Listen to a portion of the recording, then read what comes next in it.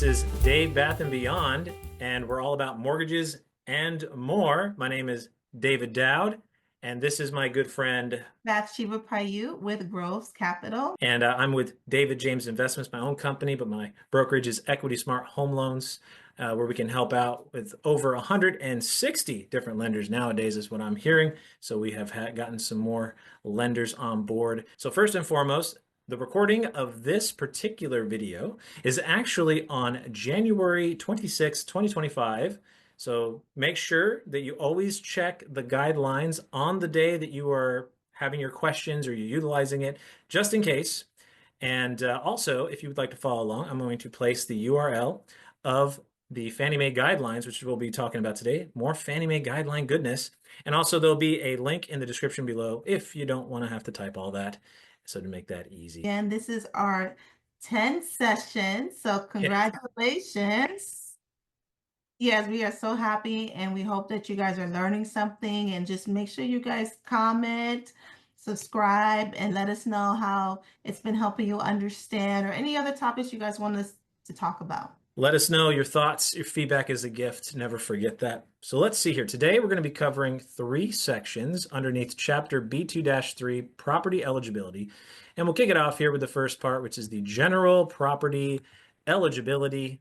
So, of course, as we talked about in the previous session, it talks about like who's the buyer and what's all involved in that. And now we're going into more of the subject property, or the thing that is going to be financed. Fannie Mae buys or backs mortgages in different areas in the country. So I'm just summarizing. The section explains the rules for which properties are eligible. These rules may be different types of properties. However, if the property has a special feature that does not fit in that usual rule, David always talks about that cookie cutter, then Fannie Mae suggests that lenders reach out to customer support for help. So just reaching out to them if you have a special loan to make sure Fannie Mae approves it. This is really diving deep into what they're finding as an acceptable property, and they're trying to kind of get rid of some of the things that they don't want. It kicks it right off with the number of units, which I find really interesting. And actually, as someone who wants to eventually get into real estate investing myself, I find that this is probably one of the things that a lot of people on the internet talk about, which is house hacking, where you essentially buy a 4-unit property. You live in one of the units for about a year or so until you can be reclassified or move to a different location. I'd probably recommend 3 years, just so that way you can get your first-time home buyer thing again. From there, you rent out the other 3 spaces until you're done living there. They're going to pay the mortgage in essence if you can set that up, or have a managing company to help you with the day-to-day goings of tenants and so forth, the vetting. Then from there, you move out and you restart the whole process over again with another unit, and so on and so forth. That is house hacking in a nutshell. So this is talking about what is acceptable. So of course, 1 to 4 units is acceptable under Fannie Mae, which is really advantageous for house hacking because that low down payment and so on and so forth. So there's a lot of ways that you can really take advantage of this as an investor if you've got the capital and the credit and job history to go ahead and get it going. I know we talked about, I think it was a few episodes back, where we talked about how many Fannie Mae loans you can have under one name.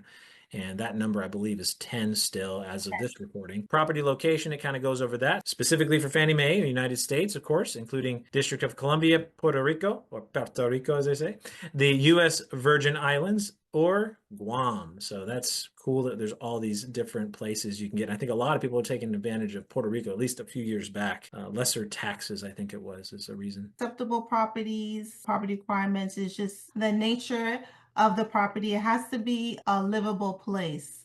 It has to be move-in ready. It has to be sound. That's why when you go purchase a home, they always ask for appraisal to come and check the value of the house. Then they do inspections to make sure that it's lived in ready, that the electricity is good, the pipes are good, the structure is sound, it's in the area where it's accessible for you, where you can come in and come out, that there's roads that's available. And it's a suitable place to live all year round. Now we're dealing with the winter everywhere. It was even snowing in Florida. You need to be able that your roof is sturdy enough that it's not gonna fall from the snow. Those are the property requirements. They want to make sure that it's a good investment. There are a lot of situations where the house is not livable. Hmm. And I don't think the average person knows what makes a house livable, like all the intricacies and the minute details.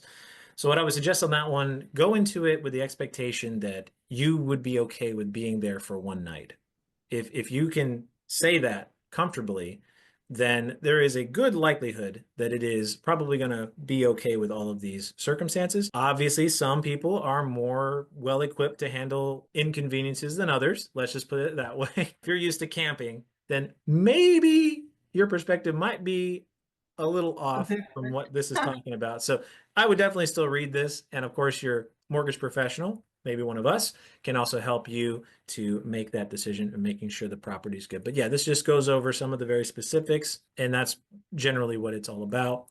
Then it goes to acceptable forms of property ownership, which is really technical. So fee simple, leasehold, estate, or co-op form of ownership. I would say that's very, very much industry terms there.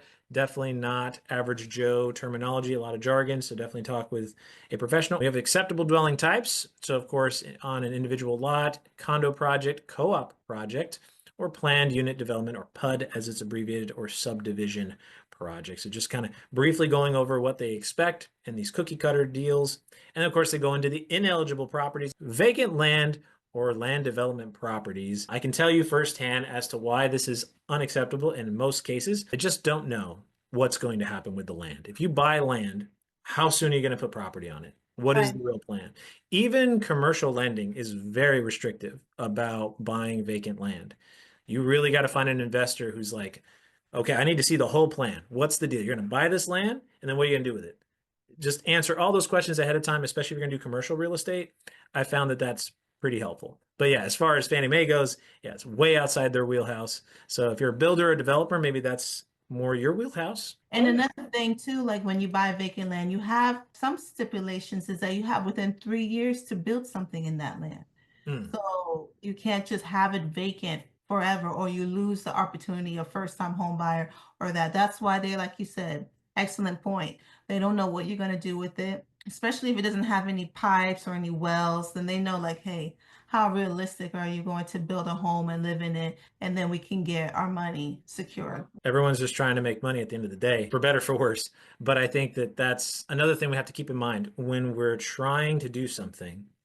We're trying to build something, build up our real estate empire, if you will, or trying to just do something different, right? Maybe getting into the investment space of real estate.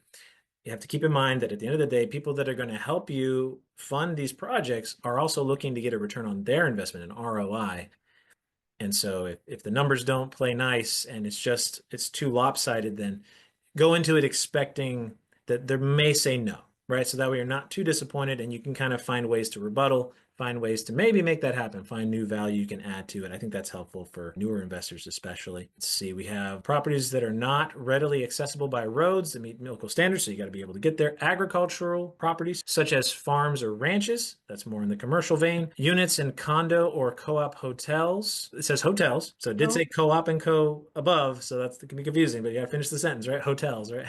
Properties that are not secured by real estate, such as houseboats, boat slips, timeshares, or other forms of property that are not real estate. Very important distinguishing there. Boarding houses, bed and breakfast properties. I don't know how they figure out what these things are other than doing maybe a Google search and finding if it is a bed and breakfast.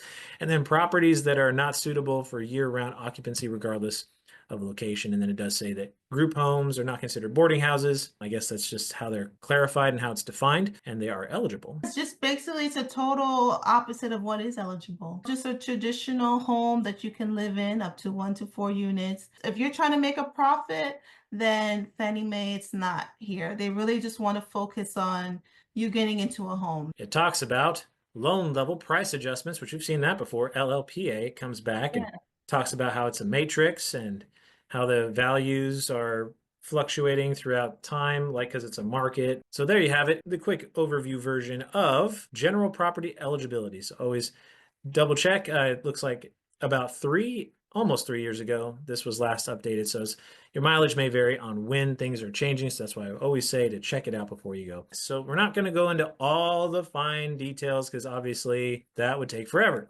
But we're definitely going to brush on some of the things we found most interesting here. So make sure to definitely check it out. But first of all, we are here in special property eligibility and underwriting considerations, factory built housing more specifically. Well, manufactured homes is a dwelling built on a permanent chassis that is attached to a permanent foundation. Manufactured homes have grown tremendously over a couple of years. They look so beautiful now. They're cheaper to buy than a traditional home, so giving people more flexibility. The only thing with a manufactured home is that if it's under like a lease, because you have to lease the land, it has to be longer than 30 years. So that's one stipulation that I know. It's like if you're looking into a manufactured home and you're looking for a loan, that lease agreement has to be longer than at least 30 years.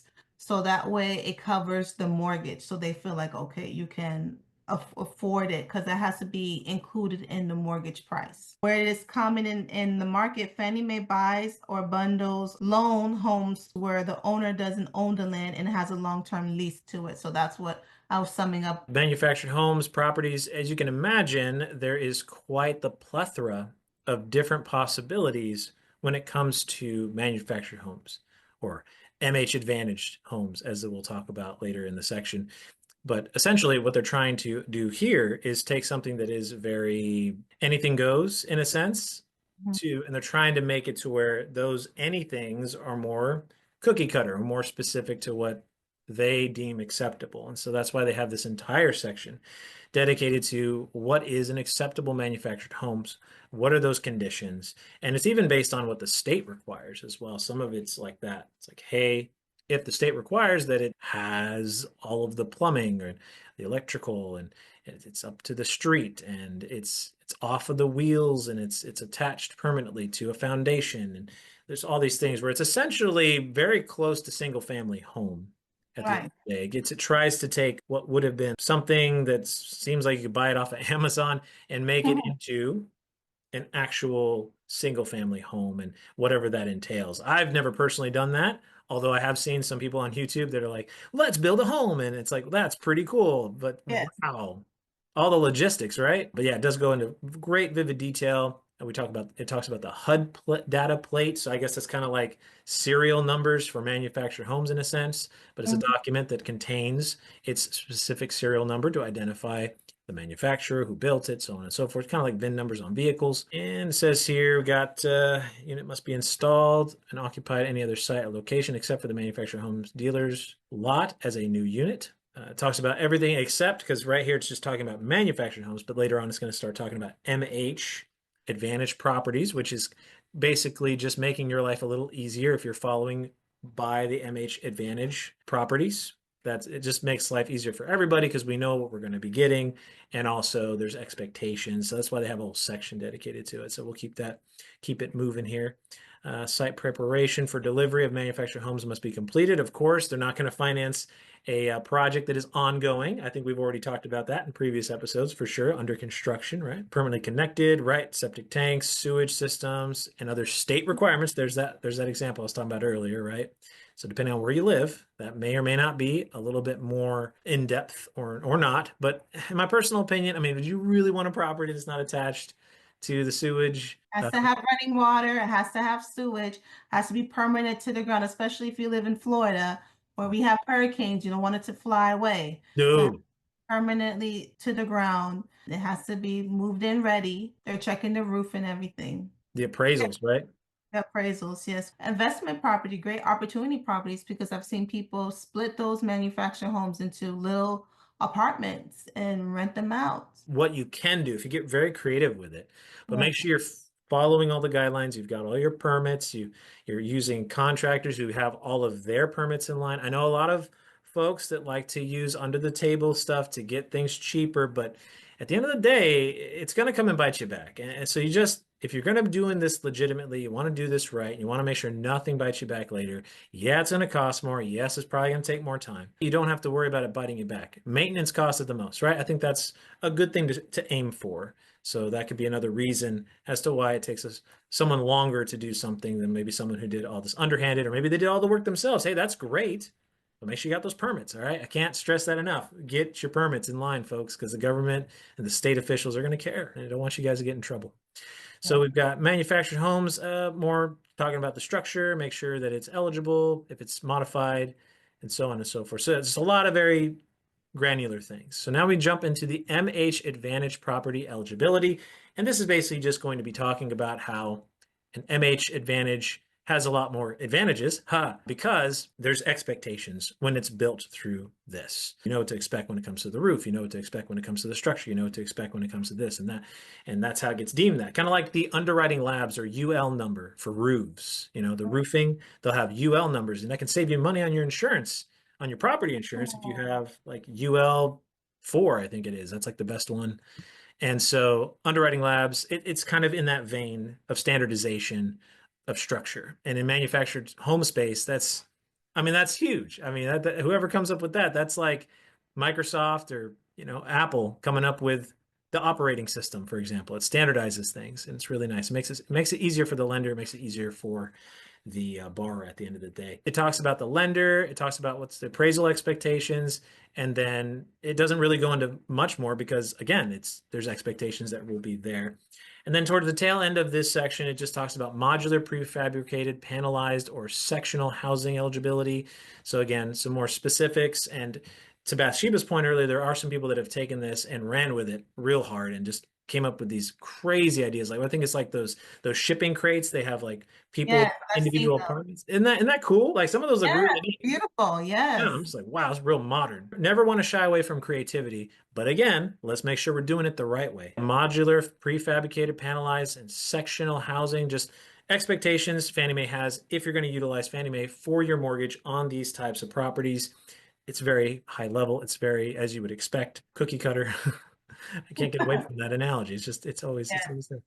Modular construction techniques on multi-unit buildings. So yeah, again, remember it's Fannie Mae, 1 to 4 units. So that's still applicable here, Yes.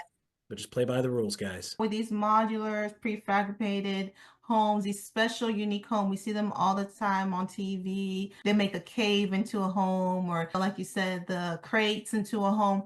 That can be lovely and beautiful and everything, but it must meet all the guidelines for Fannie Mae before they will purchase the loan. So just the one to summarize it that way. And make sure to reference here, work with your loan officer or whoever is the specialist to make sure you guys are checking all the boxes.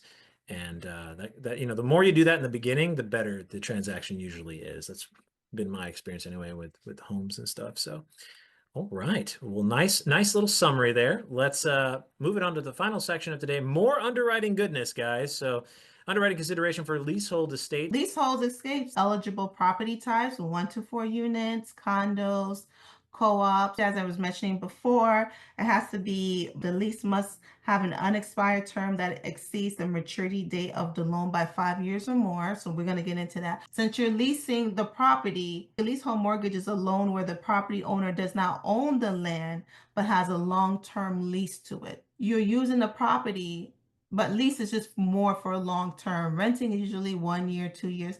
When you're leasing, you're looking at 15, 20, 25 years. So you have to make sure that it exceeding the maturity date.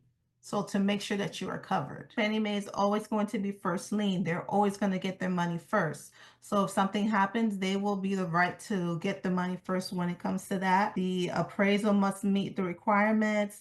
Everything we would do for purchasing a mortgage applies to a leasehold mortgage too. So everything applies to the same, even though that you don't own the land, you own that property at that time. So you are going to be held responsible for it as if it's a regular mortgage. When it comes to condos and owning a part of the space, but not all of the space, it comes from my insurance days. So we're going a little back in time here. Yes. And if you have a renter's insurance policy, or an HO6 as it is called, then that means that it's only the walls inward. So all the stuff that's within the walls of the given space, that's what's insured. And so the same can be said about what is owned when it comes to a condo or project unit development or co-ops. There you go. It's all the stuff within. So walls and inward.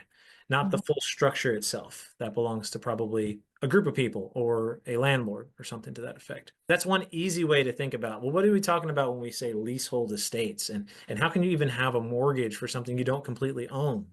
Right. Well, you do own completely what's within those walls. That's your space. That's your legal rights to that. It's just everything else around it. So the terrain, the structure, you may not own all of that. And so that needs to happen because of the ever-growing population and the amount of space we have to house people properly. It becomes, as time progresses, it becomes more and more common. Now, I would hope that we never become a renter's nation, but we will see what the next 10, 20 years down the line has to say about that. There's a lot of empty space in a lot of other states. So I'm just hoping that as time progresses, we find newer ways to push out into those more rural areas, like USDA promotes, right? That's the USDA promotes that.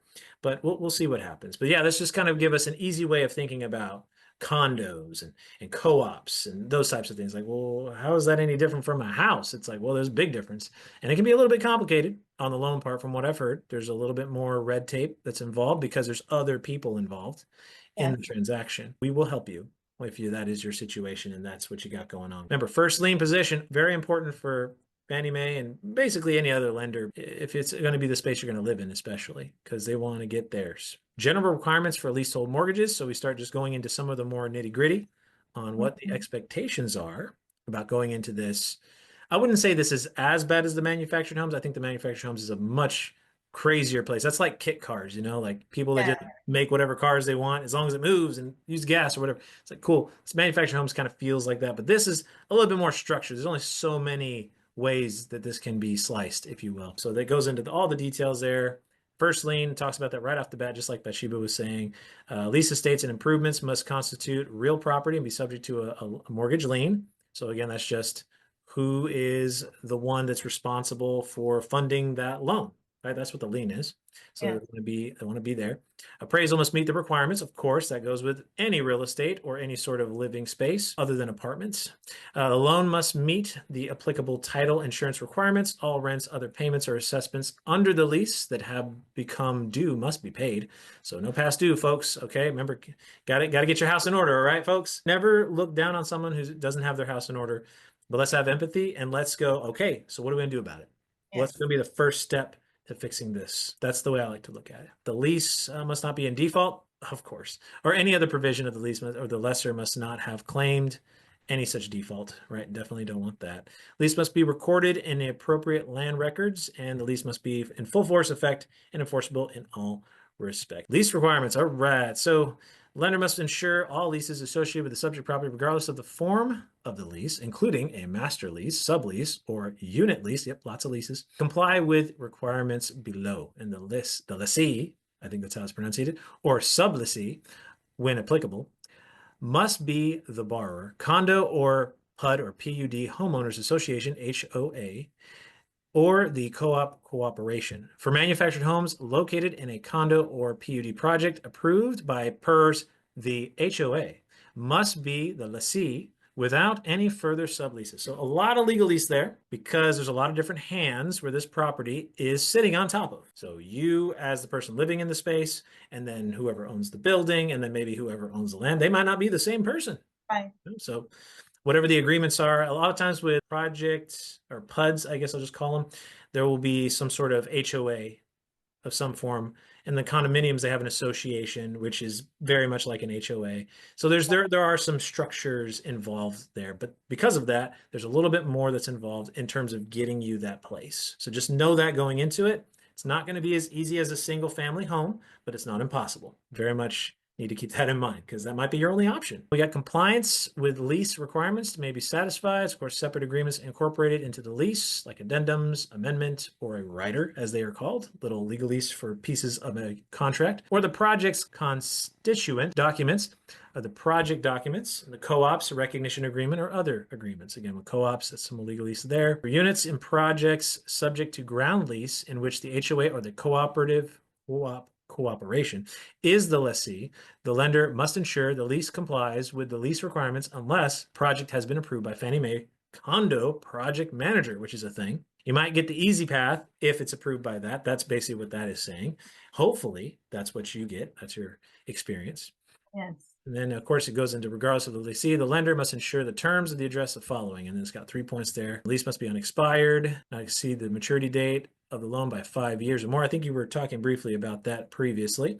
And then the lease must not preclude the borrower's membership or voting rights in an HOA or co-op cooperation as applicable. And finally, if the loan is secured by a sublease, a default under the master lease will not automatically result in the termination of the sublease. Again, unless you've had a lease, probably a lot of that doesn't make any sense to you, and that's okay.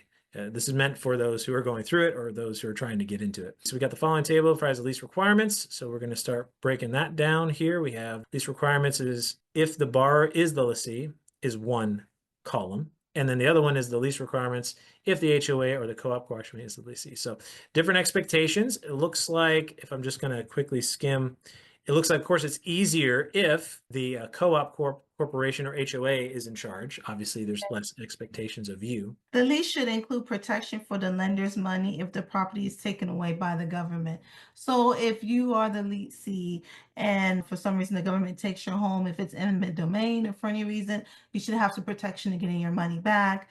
And like if you're the borrower, the lessee, you're required to have more documentation showing proof versus if you're the co-op or the HOA is on the lessee, they have more flexibility, as I see, because they probably done all the work already. That saves you time, Mhm. honestly. And it also saves everyone else time too. On another note, this is more of grammar. You have leasing and the lesser or lesser. So anytime when it comes to words that end in EE, they're under something. They're Right. following something. Like the employee is Mhm. a part of the employer. That's probably what a lot of people understand. But it's the same with grantor and grantee, leasee and leaseor. There's a lot of words out there that are like that. So if you ever come across words such as this, and you will a lot in the mortgage industry and a lot of the guidelines, just know that that's the grammatic format. Just throwing that little nugget at you in case there was any sort of wondering about that. The final part here talks about the borrower's option to purchase fee interests, or at least one of the last parts, I should say. So, of course, there are some expectations in the two columns, the status of property improvements and then the purchase price of the land. Now, looking at two pieces of the pie, which is like, hey, what's this improvement to the property going to do? And then what about the land? Because the purchase fee is the key word there. Purchase fee interest, Mhm. borrower's option. It's you going through this. Obviously, this will make more sense. If you're not, then you can definitely check it out in case you're interested in other ways to own something and other ways to perhaps rent or make a profit from properties or land that you already own. This is some good ideas, and you can know how you can fall in alignment. And I'm not saying that every guideline follows Freddie Mac also, but a lot of what goes on in Fannie Mae also tends to be parallel in some degree in Freddie Mac. Something to keep in mind also as you're like, well, this is just one lender or one secondary market buyer. What about these other guys? Depends on your situation, on which of these places you'll get your loan from, what's going to be more complementary to where you're at. If you already got 10 Fannie Mae loans, for example, maybe we look to Freddie Mac. I don't know if you can have both 10 Fannie and 10 Freddie. That would be crazy. But you can also look to other things like non-QM, as we've been talking about in previous episodes and things like that. Got exceptions, and that's the final part there, which basically just references a bunch of other sections. I guess there's just a lot of information with these underwriting nitty-gritty, making sure it's going to be good for Fannie Mae and everybody that's involved in that transaction. Say any questions or any concerns that popped up, please let us know and we will go back to it and research it more for you. If you guys found that valuable and you enjoyed the way we were breaking things down, definitely let us know in the comments. But more importantly, hit the like button and consider subscribing. We got more coming your way. We intend to try and get these episodes out a little bit faster as time progresses, but we'll see what the future holds. Questions always welcome. And of course, I'm going to put all of our information on the screen right now at this moment. If you'd like to work with us, we'd be so excited to meet you and see if we can get you in your dream home Yes. today. I'm just happy to be here. Thanks, everyone. If you're interested, if you're in Florida, you need some assistance, any questions, reach out to me. If you're in Texas, reach out to David. Again, we do all types of residential mortgages, refinances, first-time home buyers, DSCR, investment properties. Reach out to us. We'll be happy to talk about it and guide you to the right direction. It's all about making the right decision for you. And so that's not going to look the same between people. There's always going to be something a little bit different. But we're more than happy to go over those with you, see if we can make it work. And especially for you investors out there, my goodness, there's never a bad time to invest if you can. So that's always a good way of looking at it. You're paying yourself for the future, you're setting yourself up for the future. So whether that's investing in stocks or in this case, real estate, hopefully, that will be what you're setting yourself up for. So with that being said, thank you so much for joining us today, guys, and we will catch you in the next one. So for now, take care and be blessed, guys. Bye-bye. Bye for now.